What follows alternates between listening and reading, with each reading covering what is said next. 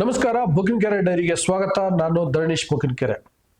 ಡಿ.ಕೆ. ಶಿವಕುಮಾರ್ ಹೇಳ್ತಾರೆ, ನನಗೆ 140 ಜನ ಶಾಸಕರ ಬೆಂಬಲ ಇದೆ ಅಂತ. ಅವರ ಆಪ್ತ ಇಕ್ಬಾಲ್ ಹುಸೇನ್ ಹೇಳ್ತಾರೆ, ಡಿ.ಕೆ. ಶಿವಕುಮಾರ್ ಮುಖ್ಯಮಂತ್ರಿ ಆಗಲಿ ಅಂತ 80ರಿಂದ 90 ಶಾಸಕರು ಹೈಕಮಾಂಡ್ಗೆ ಹೇಳಿದ್ದಾರೆ ಅಂತ. ಇನ್ನು ಕೆಲ ಕಾಂಗ್ರೆಸ್ ನಾಯಕರು ಡಿ.ಕೆ. ಶಿವಕುಮಾರ್ ಹತ್ರ ಅಬ್ಬಬ್ಬಾ ಅಂದ್ರೆ 20ರಿಂದ 25 ಜನ ಶಾಸಕರು ಇರ್ಬೋದು ಅಂತ ಹೇಳ್ತಾರೆ. ನಿಜಕ್ಕೂ ಡಿ.ಕೆ. ಶಿವಕುಮಾರ್ ಅವ್ರ ಹತ್ರ ಎಷ್ಟು ಜನ ಶಾಸಕರಿದ್ದಾರೆ?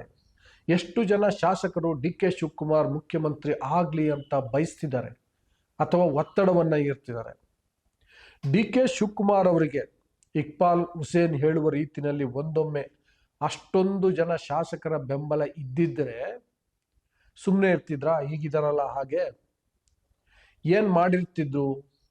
ಹಿಂದೆ ಎಸ್.ಎಂ. ಕೃಷ್ಣ ಅವಧಿನಲ್ಲಿ ಡಿ.ಕೆ. ಶಿವಕುಮಾರ್ ಅವರ ಪಾತ್ರ ಏನಿತ್ತು ಅನ್ನುವಂಥದ್ದನ್ನು ನೀವು ನೋಡಿದ್ರೆ ಡಿ.ಕೆ. ಶಿವಕುಮಾರ್ ಈಗ ಸುಮ್ಮನೆ ಇರ್ತಿದ್ರಾ? ಈ ಪ್ರಶ್ನೆ ಸಹಜವಾಗಿ ಉದ್ಭವಿಸುತ್ತೆ. ಜೊತೆಗೆ ಏನು ಮಾಡಿರ್ತಿದ್ರು ಅನ್ನುವಂಥ ಪ್ರಶ್ನೆ ಕೂಡ ಉಟ್ಕೊಳ್ಳುತ್ತೆ. ಕಡೆವರೆಗೂ ವಿಡಿಯೋವನ್ನು ನೋಡಿ. ಅದಕ್ಕೂ ಮೊದಲು ಒಂದು ಚಿಕ್ಕ ಮನವಿ, ನೀವಿನ್ನೂ ಬುಕಿನಕೆರೆ ಡೈರಿಯನ್ನು ಸಬ್ಸ್ಕ್ರೈಬ್ ಮಾಡಿಲ್ಲ ಅಂದರೆ ದಯವಿಟ್ಟು ಸಬ್ಸ್ಕ್ರೈಬ್ ಮಾಡಿ, ಲೈಕ್ ಮಾಡಿ, ಶೇರ್ ಮಾಡಿ ಮತ್ತು ಬೆಲ್ ಬಟನನ್ನು ಪ್ರೆಸ್ ಮಾಡಿ. ವೀಕ್ಷಕರೇ, ಡಿ.ಕೆ. ಶಿವಕುಮಾರ್ ಅವರು ಹೇಳ್ತಾರಲ್ಲ, ಮುಖ್ಯಮಂತ್ರಿ ಸಿದ್ದರಾಮಯ್ಯ ಅವರಿಂದ ಹಿಡಿದು ಕಾಂಗ್ರೆಸ್ನ 140 ಶಾಸಕರು ಕೂಡ ನನ್ನ ಬೆಂಬಲಕ್ಕಿದ್ದಾರೆ ಅಂತ. ಅದು ಒಂದು ಪೊಲಿಟಿಕಲ್ ಸ್ಟೇಟ್ಮೆಂಟ್ ಅಷ್ಟೇ. ಅದಕ್ಕಿಂತ ಹೆಚ್ಚಿನ ಮಹತ್ವ ಖಂಡಿತ ಇಲ್ಲ. ಅದು ಸತ್ಯ ಆಗಲಿಕ್ಕೆ ಸಾಧ್ಯವೇ ಇಲ್ಲ. ಡಿ.ಕೆ. ಶಿವಕುಮಾರ್ ಅವ್ರಿಗಿರಲಿ, ಈವನ್ ಸಿದ್ದರಾಮಯ್ಯ ಅವರಿಗೂ ಕೂಡ 140 ಜನ ಶಾಸಕರ ಬೆಂಬಲ ಇಲ್ಲ.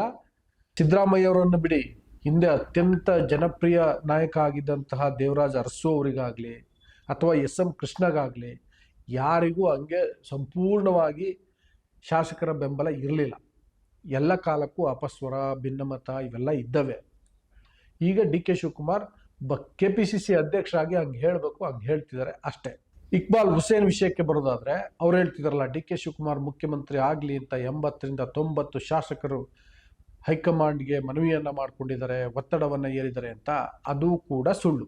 ಇಕ್ಬಾಲ್ ಹುಸೇನ್ ಅವರ ಮಾತುಗಳನ್ನ ಸ್ವತಃ ಡಿ.ಕೆ. ಶಿವಕುಮಾರ್ ಹೇಳಿದ್ದಾರೆ, ನಂಬೇಡಿ, ಸೀರಿಯಸ್ ಆಗಿ ತೆಗೆದುಕೋಬೇಡಿ ಅಂತ. ಡೆಫಿನೆಟ್ಲಿ ಅವರ ಮಾತು ನಂಬಲಿಕ್ಕೆ ಅರ್ಹವಾದಂಥ ಮಾತು ಅಲ್ಲ. ಯತೀಂದ್ರ ಸಿದ್ದರಾಮಯ್ಯ ಅವರು ಒಂದು ರೀತಿ ಕೆರೆದು ಉಂಡು ಮಾಡ್ಕೊಳ್ಳೋದು ಅಂತಾರಲ್ಲ, ಹಾಗೆ ಎಲ್ಲ ಸರಿ ಇದ್ದಂಥ ಸಂದರ್ಭದಲ್ಲಿ, ತಣ್ಣಗಾಗಿದ್ದಂಥ ಸಂದರ್ಭದಲ್ಲಿ ಏನೋ ಒಂದು ಸ್ಟೇಟ್ಮೆಂಟ್ ಕೊಟ್ಟರು, ರಾಡಿ ಮಾಡಿದರು. ಅದಕ್ಕೆ ಕೌಂಟ್ರ್ ಮಾಡಲಿಕ್ಕೆ ಇಕ್ಬಾಲ್ ಹುಸೇನ್ ಈಗ 80ರಿಂದ 90 ಜನ ಶಾಸಕರು ಡಿ.ಕೆ. ಶಿವಕುಮಾರ್ ಅವರ ಬೆಂಬಲಕ್ಕಿದ್ದಾರೆ ಅಂತ ಹೇಳ್ತಿದ್ದಾರೆ. ಹೀಗೆ ಒಂದು ಕೌಂಟರ್ ಸ್ಟ್ರಾಟಜಿ ಅಥವಾ ಕೌಂಟರ್ ಸ್ಟೇಟ್ಮೆಂಟ್ ಅನ್ನೋದನ್ನು ಬಿಟ್ಟರೆ ಅದಕ್ಕಿಂತ ಮಿಗಿಲಾದಂತಹ ಅರ್ಥ ಇಕ್ಬಾಲ್ ಹುಸೇನ್ ಮಾತುಗಳಿಗೆ ಇಲ್ಲ. ನೆಕ್ಸ್ಟು ನಾನು ಆಗಲೇ ಹೇಳಿದೆ, ಕೆಲವು ಕಾಂಗ್ರೆಸ್ ನಾಯಕರು, ಮಂತ್ರಿಗಳು ಇವರೆಲ್ಲ ಏನು ಹೇಳ್ತಾರೆ ಅಂದರೆ, ಅಬ್ಬಬ್ಬಾ ಅಂದರೆ ಡಿ.ಕೆ. ಶಿವಕುಮಾರ್ ಅವ್ರ ಹತ್ರ 20ರಿಂದ 25 ಜನ ಶಾಸಕರಿದ್ದಾರೆ ಅಂತ. ಇದು ಸ್ವಲ್ಪ ಮಟ್ಟಿಗೆ ನಿಜ ಅಂತ ಅನಿಸುತ್ತೆ. ಯಾಕೆ ಅಂದರೆ, ನಾನು ಹೇಳಿದ್ನಲ್ಲ, ಒಂದೊಮ್ಮೆ ಡಿ.ಕೆ. ಶಿವಕುಮಾರ್ ಅವ್ರಿಗೆ ಹೆಚ್ಚು ಶಾಸಕರ ಬೆಂಬಲ ಇದ್ದಿದ್ರೆ ಅವರು ಸುಮ್ಮನಿರ್ತಿದ್ರಾ ಅಂತ ಕೇಳಿದ್ನಲ್ಲ ನಾನು ಇಂಟ್ರೊಡಕ್ಷನಲ್ಲಿ. ಖಂಡಿತ ಸುಮ್ಮನಿರ್ತಿರ್ಲಿಲ್ಲ. ಎಸ್.ಎಂ. ಕೃಷ್ಣ ಮುಖ್ಯಮಂತ್ರಿ ಆಗಿದ್ದಂಥ ಸಂದರ್ಭದಲ್ಲಿ ಡಿ.ಕೆ. ಶಿವಕುಮಾರ್ ಒಂದು ರೀತಿಯಲ್ಲಿ ಸೂಪರ್ CM ಅನ್ನೋ ರೀತಿ ಇದ್ದರು. ಶಾಸಕರ ಒಟ್ಟುಗೂಡಿಸೋದು, ಅವ್ರ ಮೇಲೆ ಪ್ರಭಾವ ಬೀರೋದು, ಮುಖ್ಯಮಂತ್ರಿಗೆ ಬೆಂಬಲ ಸೂಚಿಸುವಂತೆ ಮಾಡೋದು, ಇದೆಲ್ಲವನ್ನು ಮಾಡ್ತಿದ್ದು ಡಿ.ಕೆ. ಶಿವಕುಮಾರ್. ಆಗಲೇ ಹಾಗೆ ಮಾಡ್ತಿದ್ದಂತಹ ಡಿ.ಕೆ. ಶಿವಕುಮಾರ್ ಈಗ ತಾವು ಮುಖ್ಯಮಂತ್ರಿ ಆಗಲಿಕ್ಕೆ ಇಷ್ಟು ಸೌಮ್ಯದಿಂದ ವರ್ತಿಸ್ತಿದ್ರ? ಶಾಸಕರ ಬೆಂಬಲ ಇದ್ದಿದ್ರೆ ನನಗೇನೋ ಅನುಮಾನ. ಈಗ ನೋಡಿ, 20ರಿಂದ 25 ಜನ ಶಾಸಕರು ಅಂತಾರೆ, ಓಕೆ, ಅದೊಂದು 5 ಜನ ಜಾಸ್ತಿ ಇರ್ಬೋದು, 5 ಜನ ಕಮ್ಮಿ ಇರ್ಬೋದು. ಬಟ್ 80ರಿಂದ 90 ಜನ ಶಾಸಕರು ಅಂತ ಏನು ಇಕ್ಬಾಲ್ ಹುಸೇನ್ ಹೇಳ್ತಾರಲ್ಲ, ಆ ರೀತಿ ಅಂತೂ ಇರ್ಲಿಕ್ಕೆ ಸಾಧ್ಯ ಇಲ್ಲ. ಇದ್ದಿದ್ರೆ ಅಂದರೆ ಅಷ್ಟು ಜನ ಶಾಸಕರ ಬೆಂಬಲ ಡಿ.ಕೆ. ಶಿವಕುಮಾರ್ ಅವ್ರಿಗೆ ಇದ್ದರೆ ಡೆಫಿನೆಟ್ಲಿ ಶಕ್ತಿ ಪ್ರದರ್ಶನವನ್ನು ಮಾಡ್ತಾಯಿದ್ರು, ಹೈಕಮಾಂಡನ್ನು ಕಾರ್ನರ್ ಮಾಡ್ತಾಯಿದ್ರು, ಹೈಕಮಾಂಡ್ ಮೇಲೆ ಒತ್ತಡವನ್ನು ಇರ್ತಿದ್ರು. ಹೈಕಮಾಂಡ್ ಇಷ್ಟೊತ್ತಿಗೆ ಮಧ್ಯಪ್ರವೇಶ ಮಾಡಿ ಮುಖ್ಯಮಂತ್ರಿ ಬದಲಾವಣೆ ಬಗ್ಗೆ ಏನಾದರೂ ಒಂದು ನಿರ್ಧಾರ ತೆಗೆದುಕೊಳ್ಳೋ ರೀತಿಯಲ್ಲಿ ಮಾಡ್ತಿದ್ರು, ಅಷ್ಟು ಬೆಂಬಲ ಇದ್ದಿದ್ರೆ. ಅಷ್ಟರ ಮಟ್ಟಿಗಿನ ಬೆಂಬಲ ಅವ್ರಿಗೆ ಇಲ್ಲ. ನಾನು ಇಷ್ಟು ಖಚಿತವಾಗಿ ಹೇಗೆ ಹೇಳ್ತೀನಿ ಅಂತಂದರೆ, ಹಾಗಂತೇಳಿ ಡಿ.ಕೆ. ಶಿವಕುಮಾರ್ ಹೀಗೆ ಶಾಸಕರನ್ನು ಕ್ರೋಢೀಕರಿಸುವ ಕೆಲಸವನ್ನು ಅಥವಾ ಪ್ರಯತ್ನವನ್ನು ಮಾಡೇ ಇಲ್ಲ ಅಂತಲ್ಲ, ಮಾಡಿದ್ದಾರೆ. ಹೇಗೆ ಅಂದರೆ, ಕಳೆದ ಬೆಳಗಾವಿ ಅಧಿವೇಶನ ಸಂದರ್ಭದಲ್ಲಿ ಔತಣಕೂಟದ ನೆಪದಲ್ಲಿ ಶಾಸಕರನ್ನ ಕ್ರೋಢೀಕರಿಸುವಂಥ ಪ್ರಯತ್ನವನ್ನು ಮಾಡಿದರು. ಸುಮ್ಮನೆ ಒಂದು ಟೆಸ್ಟ್ ಡೋಸ್ ಕೊಟ್ಟ ರೀತಿಯಲ್ಲಿ ಆ ಪ್ರಯೋಗವನ್ನು ಅಥವಾ ಪ್ರಯತ್ನವನ್ನು ಮಾಡಿದರು. ಹೆಚ್ಚಿನ ಸಂಖ್ಯೆಯಲ್ಲಿ ಶಾಸಕರು ಬರಲಿಲ್ಲ. ಅದೊಂಥರ ಫ್ಲಾಪ್ ಶೋ. ಅದಾದಮೇಲೆ ಮೊನ್ನೆ ಬೆಂಗಳೂರಿನಲ್ಲಿ ನಡೆದಂತಹ ಅಧಿವೇಶನ ಸಂದರ್ಭದಲ್ಲೂ ಕೂಡ ಅಂಥ ಪ್ರಯೋಗವನ್ನು ಮಾಡಿದರು. ಔತಣಕೂಟಕ್ಕೆ ಕರೀಲಿಲ್ಲ, ಆದರೆ ಔತಣಕೂಟಕ್ಕೆ ರೆಡಿಯಾಗಿ ಅಂತೇಳಿ ಶಾಸಕರಿಗೆ ಸಂದೇಶವನ್ನು ಕಳಿಸಿದ್ರು. ಆ ಸಂದೇಶವನ್ನು ಶಾಸಕರು ಗಂಭೀರವಾಗಿ ಪರಿಗಣಿಸಲಿಲ್ಲ. 1-2-3 ಜನ ಶಾಸಕರಿಗೆ ಮತ್ತು ಅವರ ಸಹೋದರ DK ಸುರೇಶ್ ಅವರಿಗೆ ಈ ಟಾಸ್ಕನ್ನು ಕೊಟ್ಟಿದ್ರು.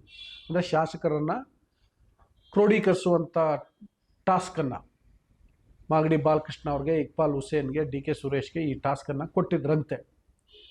ಸೊ ಅವರೆಲ್ಲ ಟ್ರೈ ಮಾಡಿದ್ದಾರೆ. ಶಾಸಕರನ್ನ ಅವ್ರಿಗೆ ಫೋನ್ ಮಾಡಿದ್ದಾರೆ, ಕರೆದಿದ್ದಾರೆ, ಮಾತಾಡಿದ್ದಾರೆ. ಆದರೆ ಎಲ್ಲರೂ ಓಕೆ, ಹೈಕಮಾಂಡಿಂದ ಗ್ರೀನ್ ಸಿಗ್ನಲ್ ಸಿಕ್ಕಿದ್ರೆ ನಾವಂತೂ DK ಶಿವಕುಮಾರ್ ಪರ ಅಂತಲೇ ಹೇಳಿದ್ದಾರೆ ಹೊರತು ಔತಣಕೂಟಕ್ಕೆ ಹೋಗ್ಲಿಕ್ಕೆ ಸಿದ್ಧ ಇಲ್ಲ.